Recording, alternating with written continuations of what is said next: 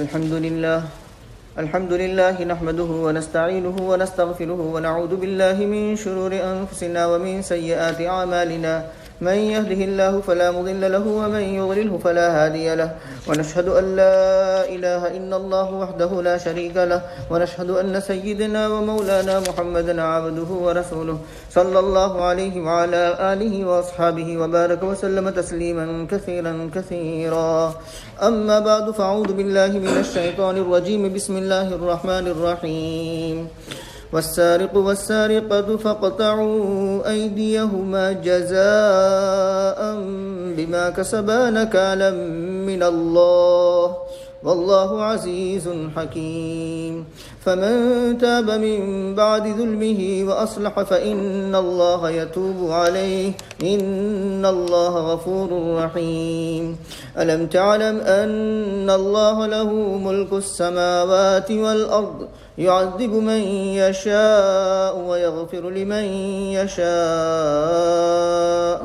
والله على كل شيء قدير آمنت بالله صدق الله مولانا العظيم وصدق رسوله النبي الكريم ونحن على ذلك لمن الشاهدين والشاكرين والحمد لله رب العالمين. قابل احترام بزرگوں اور عزیز دوستوں اور ریسیور سے سننے والی میری معزز ماں بہنوں، سورہ مائدہ کی آیت نمبر 38، 39 اور 40 پڑھی گئی ہے. پہلے آیت کا ترجمہ دیکھتے ہیں. اور چوری کرنے والا مرد ہو اور چوری کرنے والی عورت، سو تم کاٹ دو ان دونوں کے ہاتھ بدلے میں اس کے جو ان دونوں نے کمایا، یعنی ان کے کرتوت کی سزا میں. تنبیہ ہے اللہ تبارک و تعالیٰ کی جانب سے، اور اللہ تبارک و تعالی غالب ہے، حکمت والے ہیں.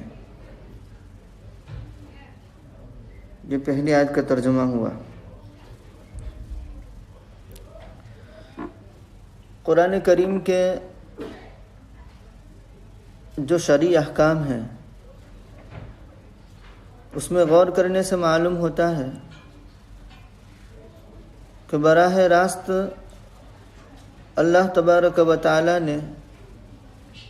مردوں کو خطاب کیا ہے، ایڈریس کیا ہے، اور طبعی طور پر اور ضمنی طور پر عورتیں بھی ان احکام شرعیہ کی مخاطبہ ہوں گی. کہیں بھی آپ کو صراحت کے ساتھ عورتوں سے اللہ تبارک و تعالی نے خطاب کیا ہو ایسا نہیں ملتا، بہت کم ایسا ہے. یا ایھا الذین آمنوا زکوٰۃ کا حکم آیا، روزے کا حکم آیا، تقوی کا حکم آیا، حسن سلوک کا حکم آیا. ان سب جگہوں پر اللہ تبارک و تعالی نے یا ایھا الذین آمنوا سے خطاب کیا ہے، مردوں سے خطاب ہے. لیکن ان احکام کے اندر عورتیں بھی داخل ہیں. البتہ دو مقام پر اللہ تبارک و تعالی نے دونوں صنف کو، دونوں قسموں کو، یعنی مرد اور عورت دونوں کو الگ بیان کر کے خطاب فرمایا ہے. اور اس کی دو وجہ ہے. ایک وجہ تو یہ ہے کہیں عورت یہ خیال نہ کرنے لگے اگر چوری کے باب میں اور زنا کے باب میں وہاں بھی عورت کو الگ سے بیان کیا ہے اور چوری کے باب میں بھی عورت کو الگ سے بیان کیا ہے، تو چوری اور زنا کے باب میں کہیں عورتیں یہ خیال نہ کرنے لگے کہ یہ سزا تو صرف مردوں کے لیے ہوگی. نہیں، اس خیال کو دور کرنے کے لیے، اس وہم کو دور کرنے کے لیے عورتوں کو بھی الگ سے بیان کیا گیا کہ جو سزا مردوں کے لیے ہے، اگر عورت بھی اس جرم کا ارتکاب کرے گی تو عورت کو بھی وہی سزا دی جائے گی جو مرد کو دی جاتی ہے. مطلب مرد کو چوری کرنے کی پاداش میں جو سزا دی جاتی ہے وہی سزا عورت کو چوری کرنے کی پاداش میں دی جائے گی، اور مرد کو زنا کرنے کی پاداش میں جو سزا دی جاتی ہے اب اس میں فرق ہوگا، شادی شدہ ہے غیر شادی شدہ ہے، تو عورت کو بھی زنا کرنے کی پاداش میں وہی سزا دی جائے گی۔ اگر شادی شدہ ہے تو سٹون ٹو ڈیتھ، رجم، سنگساری، پتھر مار مار کر ختم کر دیا جائے گا، اور اگر غیر شادی شدہ ہے تو سورہ نور کی دوسری آیت میں اللہ تبارک و تعالیٰ نے فرما دیا 100 کوڑے مارے جائیں گے۔ اور دوسری وجہ یہ ہے کہ اصل میں چوری کی سزا اور زنا کی سزا یہ حدود میں آتی ہے، اور حدود ایسی چیز ہے کہ جو ادنا سے شبہہ کی وجہ سے بھی ساقط ہو جاتی ہے۔ الحدود والقصاص تندرئ بالشبہات، حدود اور قصاص ساقط ہو جاتے ہیں ادنا شبہ کی وجہ سے بھی۔ تو اس ادنا شبہ کو دور کرنے کے لیے صراحت کے ساتھ عورتوں کو بھی بیان کر دیا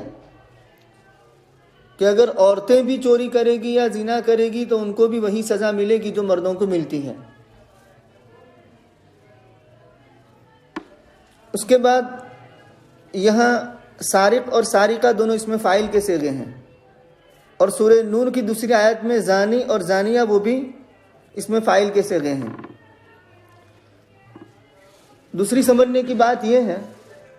کہ جب چوری کا موقع آتا ہے تو مرد کو پہلے بیان کیا ہے، السارق اس میں فاعل مذکر کا صیغہ ہے، اور سارقہ اس میں فاعل مؤنث کا صیغہ ہے۔ اور جب زنا کی بات آتی ہے تو وہاں عورت کو پہلے بیان کیا ہے، الزانیہ اس میں فاعل مؤنث کا صیغہ ہے، اور الزانی اس میں فاعل مذکر کا صیغہ ہے۔ یہ فرق کیوں ہے کہ چوری میں پہلے مرد کو بیان کیا گیا اور زنا میں پہلے عورت کو بیان کیا گیا؟ اس کی کئی ایک حکمت مفسرین نے بیان فرمائی ہے۔ جو دل کو لگنے والی بات ہے وہ ایک دو ہیں، وہ عرض کر دوں۔ پہلی بات تو یہ ہے کہ چوری کے اندر جرأت، ہمت، قوت، ڈیر جسے ہم بولتے ہیں اس کی ضرورت ہے، اور وہ مرد کے اندر عورت کے مقابلے میں زیادہ ہوتی ہے۔ تو چوری پر جرأت کرے گا عام طور پر مرد ہی، اس وجہ سے چور کو پہلے بیان کیا ہے، مرد کو پہلے بیان کیا ہے۔ اور زنا کا مدار شہوت پر ہے، اور شہوت عورتوں میں زیادہ ہوتی ہے، اس وجہ سے زنا کے باب میں الزانیہ عورت کو پہلے بیان کیا گیا ہے اور مرد کو بعد میں بیان کیا ہے۔ دوسری حکمت یہ ہے کہ چوری کا جرم مرد کی بنسبت عورت کے زیادہ شدید ہے، یعنی مرد کے اندر چوری کا جرم یہ زیادہ شدید سمجھا جائے گا۔ کیوں؟ مرد کو اللہ تبارک و تعالی نے کسب معاش کی قوت دے رکھی ہے، ارننگ، اکتساب، کمانا، اس کے لیے بہت سے دروازے کھلے ہوئے ہیں۔ تو اتنے سارے کمائی کے دروازے کھلے ہوئے ہونے کے باوجود اور اس کو خصوصی طور پر قوت کسب دی گئی ہے، کمانے کی طاقت دی گئی ہے، تو ایسی طاقت دیے جانے کے باوجود اور کمانے کے سارے راستے اور دروازے کھلے ہونے کے باوجود اس کا چوری کرنا یہ بہت سنگین جرم ہے، بہت ذلیل جرم ہے۔ تو اس کی ذلت اور اس کی سنگینی کو بیان کرنے کے لیے چوری کے باب میں پہلے چور کو بیان کیا ہے۔ اور زنا میں عورت کو اللہ تبارک و تعالی نے طبعی حیا اور شرم کے ساتھ ایسا ماحول بخشا ہے کہ ان سب چیزوں کے ہوتے ہوئے بے حیائی پر اترنا اس کے لیے نہایت شدید جرم ہے۔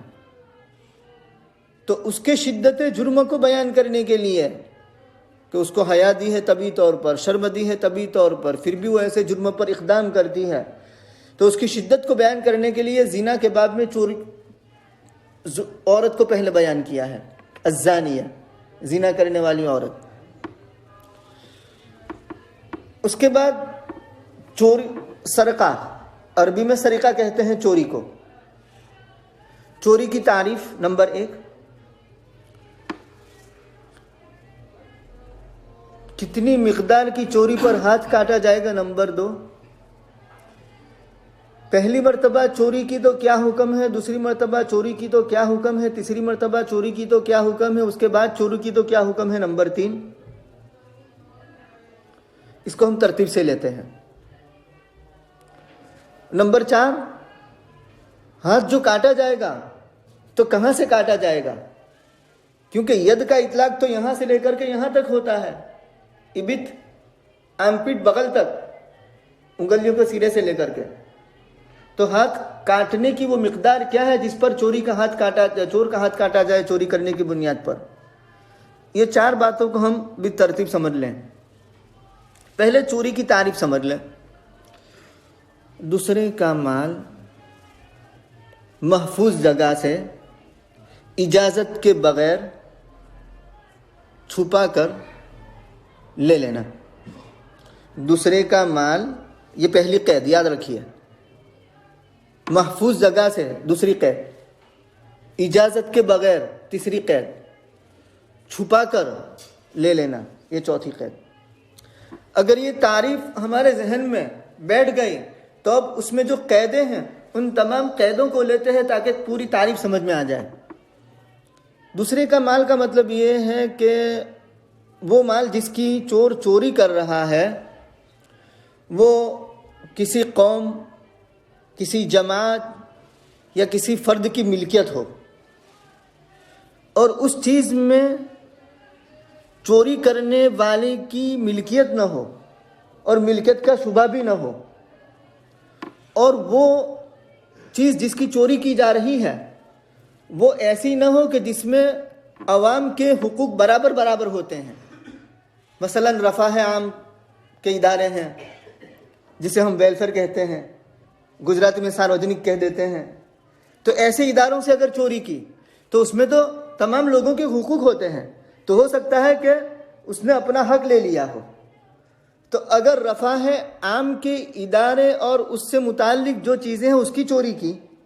تو ہاتھ نہیں کاٹا جائے گا، یا ایسی چیز کی چوری کی کہ خود چوری کرنے والے کی ملکیت اس میں ہے یا ملکیت کا شبہ ہے، تب بھی چور کا ہاتھ کاٹا نہیں جائے گا۔ لیکن اس کا مطلب یہ بھی نہیں ہے کہ حاکم وقت اس کو کھلی چھٹی دے دے اور وہ دندناتا پھرتا رہے۔ حاکم وقت اس چور کو جس نے چوری کی ہے لیکن چوری کی تعریف اس پر 100% 100% صادق نہیں آتی تو اس کو تعزیر کرے گا، چھوٹی موٹی سزا ضرور دے گا، یہ نہیں کہ علی اطلاق اس کو چھوڑ دیا جائے گا۔ یہ پہلی قید ہو گئی۔ دوسری قید تھی محفوظ جگہ سے، یعنی وہ جگہ مقفل ہو، تالے میں ہو، چوکیداری کر رہے ہو یا چوکیداری نہ بھی کر رہے ہو لیکن عامتاً وہ محفوظ جگہ ہے اور اس جگہ اس نے چوری کی ہے تو اس کا ہاتھ کاٹا جائے گا۔ تو اگر کسی نے کسی ایسی جگہ سے چوری کی کہ جو محفوظ نہیں ہے، کھلی ہے، تو اس صورت میں اس چور کا ہاتھ کاٹا نہیں جائے گا۔ تیسری قید تھی اجازت کے بغیر۔ معلوم ہوا کہ اگر کسی نے کسی کو اجازت دی ہے یعنی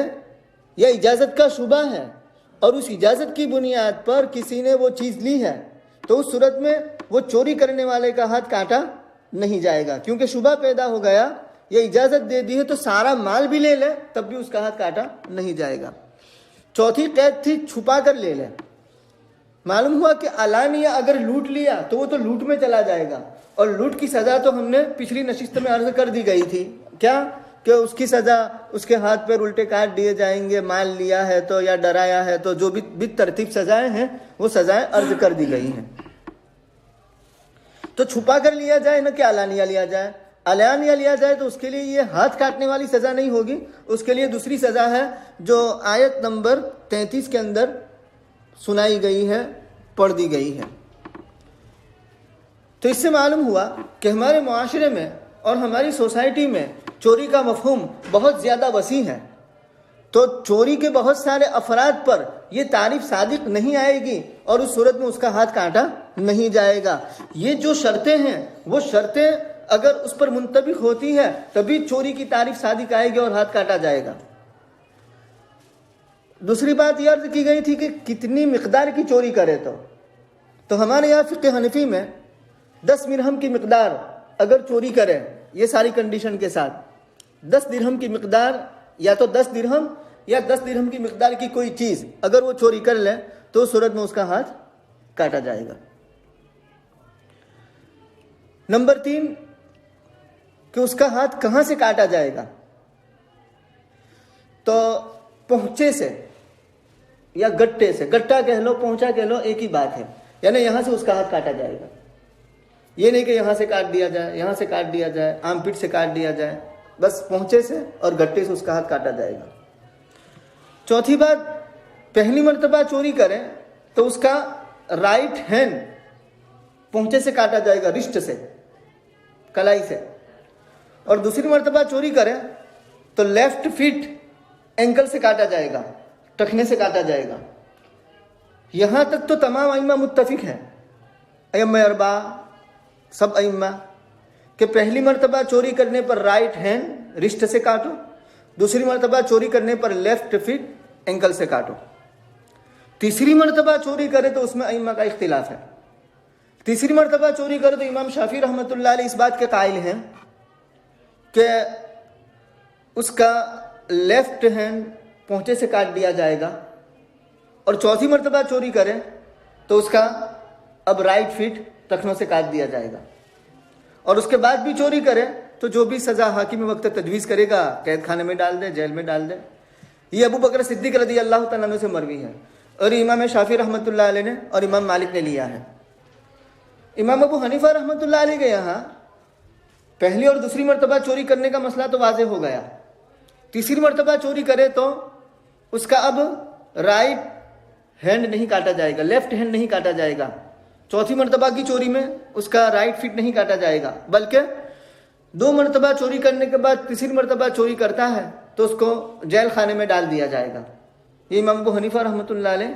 اور امام احمد ابن حنبل رحمۃ اللہ علیہ کے یہاں ہے، اور یہ بات حضرت علی سے مروی ہے رضی اللہ تعالی عنہ۔ تو گویا کہ امام ابو حنیفہ نے حضرت علی کی مروی چیز کو لیا ہے، اور امام شافعی رحمۃ اللہ علیہ نے ابو بکر صدیق رضی اللہ تعالیٰ عنہ کی مروی چیز کو لیا ہے۔ اب آتے ہیں آیت کے اندر، فَاقْطَعُوا أَيْدِيَهُمَا جَزَاءً بِمَا كَسَبَا نَكَالًا مِّنَ اللَّهِ۔ یہاں 2 لفظ لائے ہیں، جزاءً بِمَا كَسَبَا نمبر 1 اور نَكَالًا مِّنَ اللَّهِ نمبر 2، اور نکال کے ساتھ من اللہ لگایا ہے۔ جزاء بما کسبا کا مطلب یہ ہے کہ ان کے کرتوت کی سزا کے طور پر چور کا ہاتھ کاٹ دیا جائے گا، اور یہ حد ہے، حد، اور حد کے اندر شفاعت نہیں ہوتی۔ مکۃ المکرمہ میں ایک قبیلہ تھا، بہت باوقار باعزت اثر و رسوخ والا قبیلہ تھا، قبیلہ بنو مخزوم۔ ان کی ایک خاتون نے، فاطمہ اس کا نام تھا، فاطمہ مخزومیہ اس کا نام آتا ہے، بخاری شریف مسلم شریف میں روایت ہے۔ اس نے چوری کی تو اہمتہم شان المخزومیہ، شان مخزومیہ نے مخزومیہ کے میٹر نے ان کو فکر میں ڈال دیا کہ اب کیا کریں، ہم تو بڑے نام والے ہیں، دنیاوی اعتبار سے وہ بڑا قبیلہ شمار ہوتا تھا، بڑی وجاہت والا قبیلہ تھا، تو اب ان کی ناک کٹ رہی تھی، شرم سے ان کا سر جھک رہا تھا، تو سوچا کہ کیا کیا جائے، تو انہوں نے تجویز کی کہ بھئی اس سلسلے میں نبی کے دربار میں شفاعت کی جائے، اب سفارش کی ہمت کون کرے؟ تو مشورہ ہوا کہ اسامہ ابن زید حب رسول اللہ ہے، بلوڈ ٹو رسول اللہ صلی اللہ علیہ وسلم، بہت ہی چہیتے ہیں اسامہ ابن زید، ان سے ہم درخواست کرتے ہیں۔ تو انہوں نے حضرت اسامہ ابن زید کو پکڑا، اسامہ ابن زید نبی کے دربار میں گئے اور شفاعت کی، تو نبی کریم صلی اللہ علیہ وسلم نے فرمایا اتشفع فی حد من حدود اللہ، کیا تو اللہ کی حدوں میں سے کسی حد کے اندر شفاعت کرتے ہو؟ اور اس کے بعد قام فاختتب، آپ کھڑے ہو گئے اور غصے میں آپ نے خطبہ دیا، اور خطبے میں آپ نے یوں فرمایا اہلک من کان قبلکم، تم سے پہلے لوگ ہلاک ہوئے، کیسے؟ انہم کانوا اذا سرق فیہم، جب ان میں کوئی شریف آدمی چوری کرتا تھا تو ترکوہ، اس کو ترک کر دیتے تھے، اس پر حد قائم نہیں کرتے تھے، اس کا ہاتھ نہیں کاٹتے تھے، اس پر سزا قائم نہیں کرتے تھے، جاری نہیں کرتے تھے۔ وَإِذَا سَرَقَ فِيهِمْ الضَّعِيفُ أَقَامُوا عَلَيْهِ الْحَدَّ، اور جب ان میں کمزور قسم کا، غریب اور فقیر قسم کا یا نیچے خاندان والا چوری کرتا تو اس پر حد قائم کرتے، اس کا ہاتھ کاٹ دیتے۔ اس کے بعد آپ نے جلال میں آ کر یہ فرمایا، یہ تو فاطمہ مخزومیہ ہے، لو ان فاطمہ بنت محمد سرقت لقطعت یدہا، فاطمہ بنت محمد بھی اگر چوری کرتی تو میں خود اس کا ہاتھ کاٹ دیتا۔ آپ نے جلال میں آ کر یہ بات بیان فرمائی۔ تو اس سے معلوم ہوا کہ حدود کے اندر معافی نہیں ہے۔ ایک مرتبہ وہ جرم ثابت ہو جائے جس پر حد وارد ہوئی ہے تو اس صورت میں اس حد کے اندر معافی کا کوئی کانسیپٹ، کوئی تصور نہیں ہے، وہ سزا قائم ہو کر کے رہے گی۔ یہاں تک کہ توبہ کر لے تب بھی سزا قائم ہو کر کے رہے گی۔ توبہ سے آخرت کا جو گناہ ہے، آخرت کی جو سزا ہے وہ اللہ تبارک و تعالیٰ معاف کر دیں گے، لیکن دنیا کے اعتبار سے جو سزا ہے وہ اس کو مل کر رہے گی۔ تو جزام بما کسبا، نکالن کے بعد من اللہ، نکال کہتے ہیں عبرت کو، تنبیہ کو۔ اصل میں نکال عربی میں اس کو اردو میں یوں سمجھا سکتے ہیں کہ ایسی سزا کہ اس سزا کو دیکھ کر کے دوسرے لوگ کانپ اٹھے اور ہمت نہ کرے وہ جرم کا ارتکاب کرنے کی، جس جرم کے ارتکاب میں کسی کو سزا دی گئی ہے۔ ایک چوری کرنے والا جب اس کا ہاتھ کاٹا جائے گا تو دوسرے دیکھیں گے تو کانپ اٹھیں گے اور یہ جرم کا انسداد ہو جائے گا، یہ جرم کی روک تھام ہو جائے گی، چوری کرنا لوگ بند کر دیں گے، چھوڑ دیں گے۔ تو اس وجہ سے نکال کا مطلب یہ ہوا کہ دوسرے کے لیے عبرت ہو جائے۔ اور من اللہ بڑھا کر کے ایک مضمون کی طرف اشارہ کیا گیا ہے۔ وہ مضمون یہ ہے کہ چوری کرنے میں دو حیثیتیں ہیں، ایک حیثیت حق عبد کی ہے،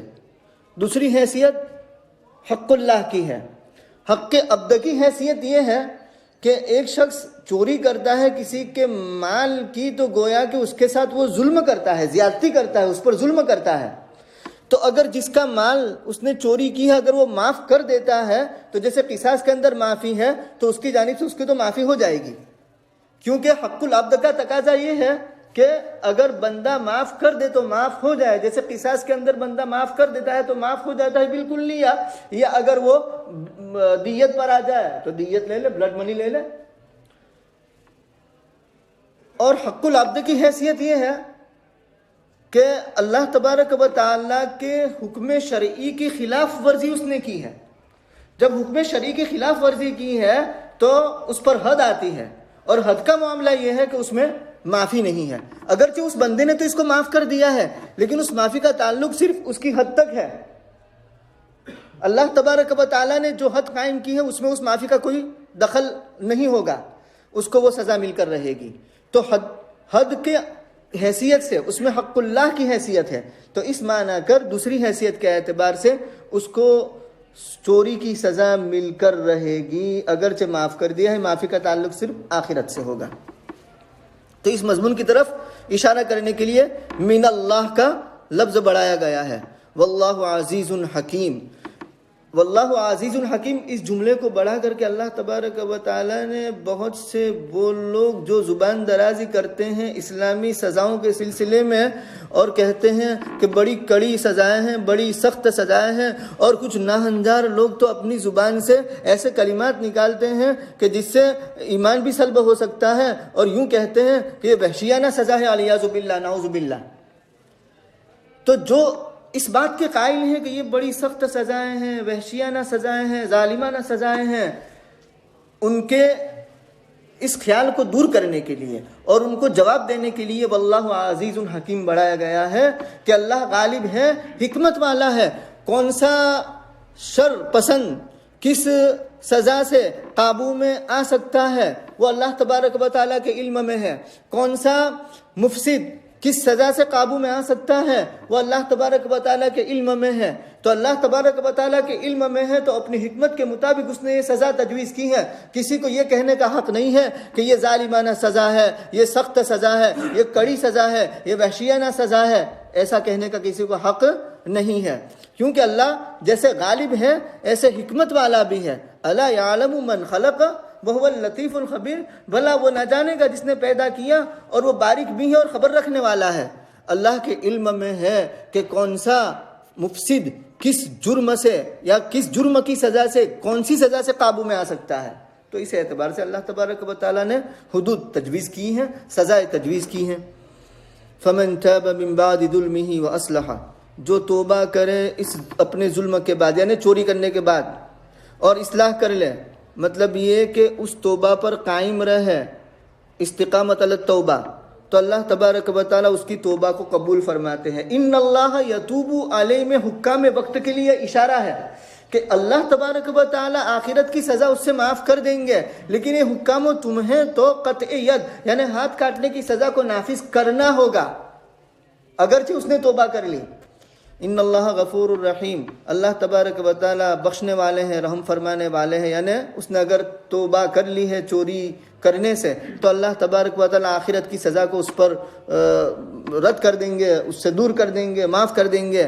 بخشنے والے ہیں، رحم فرمانے والے ہیں۔ بخشنے والے کا مطلب یہ کہ اس کی توبہ کو قبول کر لیا جائے گا، اور رحیم کا مطلب یہ ہے کہ اس کو استقامت علی توبہ کی وجہ سے مزید عنایت کی جائے گی، یعنی توبہ پر وہ مستقیم رہے گا تو رحمتوں کی بارش اس پر ہوگی۔ اب اس پر جمع رہے، توبہ کر لی ہے تو اب آئندہ چوری نہ کرے، عزم کر لے، عزم مصمم کر لے کہ میں آئندہ چوری نہیں کروں گا۔ الم تعلم ان اللہ لہ ملک السماوات والارض، یہاں چوری کے باب میں فمن تاب من بعد ظلمہ واصلح فإن اللہ یتوب علیہ آیا ہے، اور پیچھے بغاوت کرنے والے اور ڈاکہ زن جو تھے ان کے باب میں بھی آیا ہے الا الذین تابوا من قبل ان تقدروا علیہم۔ ان دونوں میں فرق ہے، وہاں بھی معافی کا ذکر ہے اور یہاں بھی معافی کا ذکر ہے، لیکن دونوں معافی کے اندر فرق ہے کہ وہاں جو بغاوت کرنے والے ہیں اور ڈاکہ زنی کرنے والے ہیں، اگر وہ گرفت میں آنے سے پہلے توبہ کر لیتے ہیں تو ان کے لیے اس آیت کے اندر جو سزائیں تجویز کی گئی ہے وہ سزا ان پر جاری نہیں کی جائے گی، مثلا او یصلب او تقطع ان یقتل، یہ سب ان پر جاری نہیں ہوگا۔ اگر گرفت میں آنے سے پہلے ڈاکو اور بغاوت کرنے والے توبہ کر لیتے ہیں تو ان سے دنیاوی سزا بھی ساقط ہو جائے گی، آخرت کی سزا تو ہے ہی، دنیا کی سزا بھی ساقط ہو جائے گی۔ اگر انہوں نے توبہ کر لی ہے تو حکام وقت کو یہ اختیار نہیں ہے کہ ان پر ان سزاؤں کو نافذ کرے، یہ فرق ہوگا وہاں۔ اور یہاں چوری کے باب میں یاد رکھیے گا کہ اگر چوری نے گرفت میں آنے سے پہلے، پکڑ میں آنے سے پہلے یا پکڑ میں آنے کے بعد اگر اس نے توبہ کر لی ہے تب بھی چوری کی سزا معاف نہیں ہوگی، کیونکہ یہ حد میں آتا ہے۔ حدود میں صرف بغاوت اور ڈاکہ زنی کا استثناء ہے کہ وہاں اگر توبہ کر لی ہے تو وہ سزا ساقط ہو جاتی ہے، باقی حدود کے اندر حد سرقہ ہے، حد قذف ہے، اور اسی طریقے سے حد زنا ہے، تو ان تمام چیزوں کے اندر وہ توبہ بھی کر لیں گے تو دنیا کے اعتبار سے جو زنا کی سزا ہے وہ تو مل کر رہے گی، دنیا کے اعتبار سے جو 80 کوڑے حد قذف کی سزا ہے وہ تو مل کر رہے گی، حد شرب خمر دنیا کے اعتبار سے شراب پینے کی سزا ہے وہ تو مل کر رہے گی، البتہ آخرت کے اعتبار سے جو گناہ ہو سکتا تھا، جو سزا آ سکتی تھی، اللہ تبارک و تعالیٰ اس کو معاف کر دیں گے۔ تو یہ فرق ہو جائے گا ڈاکہ زنی اور بغاوت اور باقی حدود کے اندر، کہ وہاں گرفت میں آنے سے پہلے توبہ کر لیتے ہیں تو دنیا کی سزا بھی گئی، اور یہاں گرفت میں آنے سے پہلے توبہ کرے یا بعد میں توبہ کرے دنیا کی سزا ان سے معاف ہونے والی نہیں ہے، کیونکہ حدود کے اندر معافی کا کانسیپٹ اور تصور نہیں ہے۔ اور اس کو سمجھنے کے لیے وہ فاطمہ مخزومیہ والی روایت کو یاد رکھیں کہ لو ان فاطمہ بنت محمد سرقت لقطعت یدہا۔ الم تعلم ان اللہ لہ ملک السماوات والارض، کیا آپ نے نہیں جانا کہ اللہ تبارک و تعالیٰ اس کے لیے آسمان اور زمین کی بادشاہت ہے، سلطنت ہے، عذاب دیتا ہے جسے چاہے اور بخش دیتا ہے جسے چاہے، اور اللہ تبارک و تعالیٰ ہر چیز پر قدرت رکھنے والے ہیں۔ اس آیت کا پچھلی آیت سے تعلق اور مناسبت یہ ہے کہ پچھلی آیتوں میں ڈاکہ زنی، بغاوت اور چوری کی بڑی کڑی سزاؤں کو بیان کیا گیا ہے، تو کوئی روشن خیال، روشن ضمیر یوں خیال کر سکتا تھا کہ اچھا ایسی کڑی سزائیں اور ایسی سخت سزائیں تو انسان کے اشرف المخلوقات ہونے کے منافی ہے، شرافت انسانی کے خلاف معلوم ہوتی ہے کہ ایک انسان کی شرافت کے خلاف ہے اس کا ہاتھ کاٹ دیا جائے، ایک انسان کی شرافت کے خلاف ہے اس کو پتھروں سے مار کر ختم کر دیا جائے، ایک انسان کی شرافت کے خلاف ہے کہ اس کو 80 کوڑے مارے جائے، 100 کوڑے مارے جائے۔ تو یہ خیال پیدا ہو سکتا تھا، یہ سوال پیدا ہو سکتا تھا، وہ سوال کا جواب اس آیت کے اندر دیا گیا ہے۔ یہ مناسبت اور ربط اور کنیکشن ہے پچھلی آیتوں سے کہ پیچھے جو سخت سزائیں بیان کی گئی ہے وہ کیوں نہ بیان کرتا، تو اس آیت میں اللہ تبارک و تعالیٰ نے سب سے پہلے اپنا مالک حقیقی ہونا بیان کیا۔ الم تعلم ان اللہ لہ ملک السماوات والارض، کیا تم نے نہیں جانا کہ اللہ کے لیے آسمان اور زمین کی بادشاہت ہے، یعنی مالک حقیقی وہ ہے، اور اس کے بعد اپنی قدرت کاملہ کو بیان کیا۔ تو اس کی ملکیت بھی کامل، اس کی قدرت بھی کامل، اس کی حکمت بھی کامل، وہ حکیم مطلق ہے، قادر مطلق ہے اور مالک مطلق ہے۔ اور صرف یہ نہیں کہ اللہ تبارک و تعالیٰ نے سزا ہی دی ہے، وہ معاف بھی کر دیتا ہے۔ اور معافی اور سزا کا مدار کس پر ہے؟ اللہ تبارک و تعالیٰ کی حکمت پر ہے۔ جیسے بندہ اللہ کی قدرت کو اپنے احاطے میں لا سکتا نہیں ہے، اللہ تبارک و تعالیٰ قادر مطلق ہے، اس کی قدرت کی احاطہ انسانی طاقت کر نہیں سکتی۔ اسی طرح اللہ تبارک و تعالیٰ حکیم مطلق ہے، اس کی حکمتوں کا احاطہ بھی یہ قاصر انسانی عقل اور عاجز انسانی عقل کر سکتی نہیں ہے۔ تو اس کا جواب دیا ہے، کیا آپ نے نہیں جانا کہ اللہ تبارک و تعالیٰ کے لیے آسمان اور زمین کی بادشاہت ہے، عذاب دیتا ہے جسے چاہے، معاف کر دیتا ہے جسے چاہے، یہ نہیں کہ صرف سزا ہی دیتا رہتا ہے، معاف بھی کر دیتا ہے۔ اور اللہ ہر چیز پر قدرت رکھنے والے ہیں، اور انہی میں سے عذاب دینا بھی ہے اور انہی میں سے بخش دینا بھی ہے، معاف کر دینا بھی ہے۔ اور ان دونوں کا مدار اللہ تبارک و تعالیٰ کی حکمت پر ہے، اور اس حکمت کا علم ہمیں نہیں ہے۔ واللہ تعالیٰ عالم بالصواب۔ سبحان اللہ و بحمدہ، سبحانک اللہم و بحمدک، ونشہد ان لا الہ الا انت، نستغفرک ونتوب الیک۔ سبحان ربک رب العزۃ عما یصفون، وسلام علی المرسلین، والحمد للہ۔